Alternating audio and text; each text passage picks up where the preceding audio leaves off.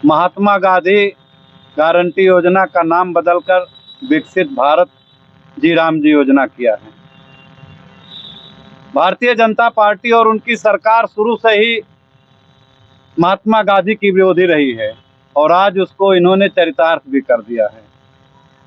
ये कह रहे हैं कि इस योजना में गरीबों का, पिछड़ों का और अन्य लोगों का हक और बुलंदी से दिया जाएगा। मैं इनसे पूछना चाहता हूं, जब आपकी सरकार नहीं थी, आप सत्ता में नहीं थे, उसके पहले जब कांग्रेस की सरकार ने, हमारी नेत्री आदरणीय श्रीमती सोनिया गांधी जी ने एक घटना सभी लोग जानते हैं, उस घटना से इतना ज़्यादा विचलित हुई थी हमारी नेत्री, और उन्होंने तत्काल कोई भूखा ना रहे, कोई प्यासा ना रहे, गरीब के घर पर दोनों टाइम भोजन बने, इसके लिए एक विश्व की सबसे बड़ी योजना मनरेगा योजना को लॉन्च किया, जो अधिनियम बनाया उन्होंने।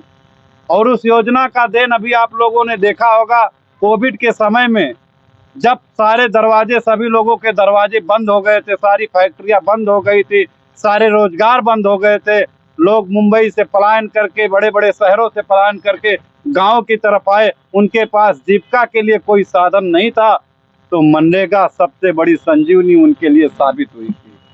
और आज भारतीय जनता पार्टी और उनकी सरकार को गरीबों को मिटाना चाहती है। ये योजना गरीबों को मिटाने के लिए है।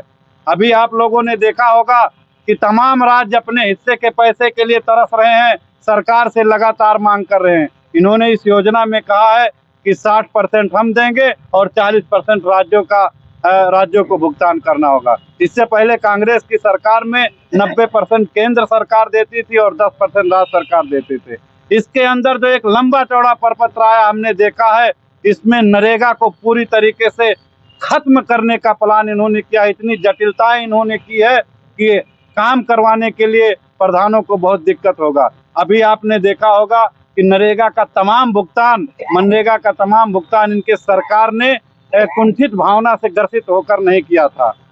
तमाम प्रधान परेशान थे और उन्होंने इसीलिए इस पेमेंट को नहीं किया था कि जनता के बीच में नरेगा के खिलाफ एक ऐसा माहौल खड़ा हो कि लोग समझे कि नरेगा गलत है और ये अपनी योजना को लागू किए। मैं भारतीय जनता पार्टी और सरकार से पूछना चाहता हूं, क्या नाम बदल देने से विकास और